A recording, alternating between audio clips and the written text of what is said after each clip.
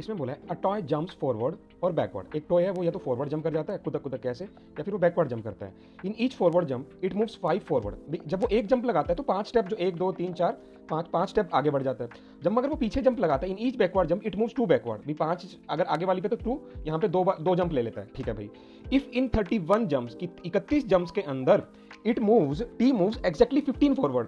भी मैंने total jumps कितनी लगाई है टॉय ने 31, और ये कितना मूव किया है 15 फॉरवर्ड किया है 15 फॉरवर्ड किया है। Then what is the difference between forward and backward jumps. भाई मुझे सिंपल तरीका पता है कि अगर इतना फॉरवर्ड गया है, इतना 15 स्टेप्स फॉरवर्ड गया है, तो 3 जंप तो लगाई होगी, क्योंकि एक जंप में 5 स्टेप मूव कर रहा था, वन जंप में मूव कर रहा था, वन जंप में 5 स्टेप मूव कर रहा था, तो 3 जंप्स के अंदर कितना मूव करेगा, 3 फॉरवर्ड जंप्स के अंदर, एफ लिखा हूं मैं forward for F, 3 forward jumps के अंदर 15 मूव करेगा। इसका मतलब डेफिनेटली ये जो 3 जंप्स तो उसने फॉरवर्ड लगाई ही लगाई हैं, 3 जंप्स फॉरवर्ड लगाई हैं।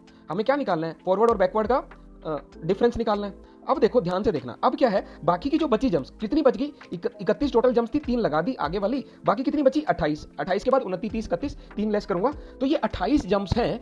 इसके अंदर जो भी रहेगी फॉरवर्ड प्लस बैकवर्ड 0 हो जाएगा।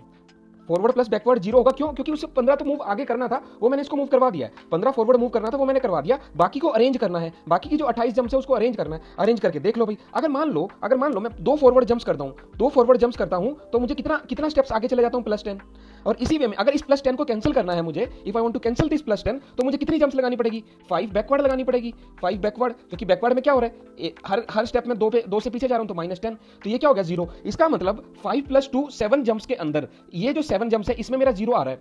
ऐसी कितनी जंप्स और लगानी पड़ेगी, ऐसा कितनी बार करना पड़ेगा, 28 था, 7 जंप्स लगा दी तो 4 बार और ऐसा करना पड़ेगा। जब मैं ऐसा 4 बार करूंगा, 4 times this will be done, तो टोटल फॉरवर्ड जंप्स कितनी होगी, × 4, और टोटल बैकवर्ड × 4। तो टोटल बैकवर्ड को देखूं मैं, टोटल बैकवर्ड जो जंप आ गई कितनी आ गई, 4 × 5 विच इज 20, और टोटल फॉरवर्ड कितनी आ गई इस वाले केस में, 4 × 2, देखो ये 4 × 2 विच इज 8, 4 × 2 विच इज 8, 8 के आगे और क्या प्लस था, जो हमने 3 पहले जंप लगवा ली थी फॉरवर्ड, तो 8 + 3 विच इज 8 + 3 इज 11।